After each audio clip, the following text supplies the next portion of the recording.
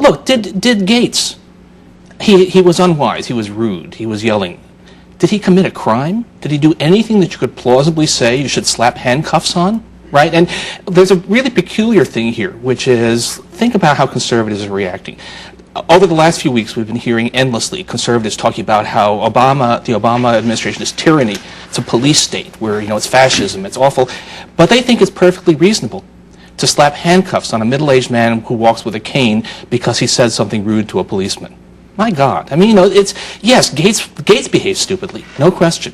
Tempers were rising. But, a policeman is supposed to say, is this a crime? Back off.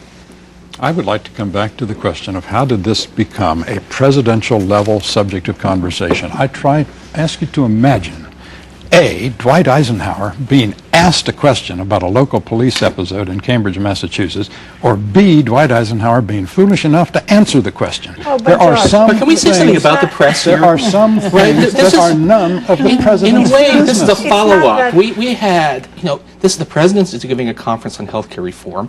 Why was a question about Skip Gates on there? The president wasn't, when the president was in Moscow, he was asked about Michael Jackson. This is about our profession behaving badly. But the press reflects the country, and the country is in the grip of a cult of the presidency, that the president is our all-purpose teacher, tutor, moral auditor, philosopher. The president is everywhere. This president is ubiquitous. Now, somewhere between the remoteness of Charles de Gaulle and the ubiquity of Barack Obama, there's a happy medium. But clearly this is not about Barack Obama. I mean, It's this has been entirely happening about going Barack back Obama. to Bill Clinton and being asked what kind of shorts he wears. I mean, this is not a And new he phenomenon. Yes, but my point precisely, this is not a new phenomenon. I think, in fact, all the best presidents we've ever had have been moral leaders. And you know that. I mean, from Abraham Lincoln to FDR, I mean, the things that they're remembered for is as much what they've said as what they did. Yes, about slavery and the dissolution of the Union, not a minor police matter. But you oppose the whole idea of the president being a moral leader, which goes contrary against American I opposed history. extravagant investments of faith, hope, and charity in the president. But George, this was also someone that the president knew personally, Skip Gates, and could speak a little bit to his character. But also, I think the president, having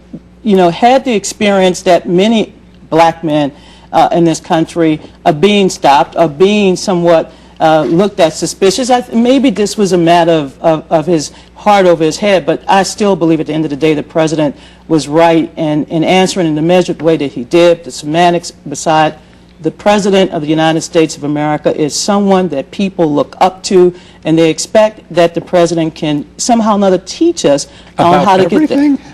No, not everything. Is there nothing that is none of the president's business? But is there a constructive conversation to be had on this going forward? Now that the incident has brought it all out, whether he should have spoken to this particular incident or not, it did raise a broader conversation. How does he build on it, or not at all? Not at all.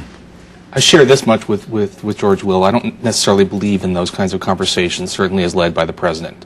I think that best if we put this behind us. So what we really need to do is make this a better society, and you don't do that by having conversations. You do that through policy. For too long in our history, we have just not wanted to have this conversation. We can have a very constructive face-to-face conversation, pull the resentment, the fear, so that people can come to a point of tolerance and acceptance. That's all I think that's what the goal of the conversation would be. I have a news bulletin. The American people have conversations all the time without any help from Washington.